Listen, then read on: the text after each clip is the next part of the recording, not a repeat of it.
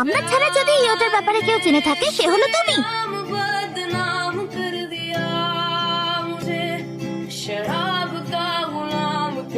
আর মিথ্যে বলার চেষ্টা করো না, তুমি ইয়োটাকে দেখেছো আর তুমি ওর ব্যাপারে সবাইকে বলে দিয়েছো।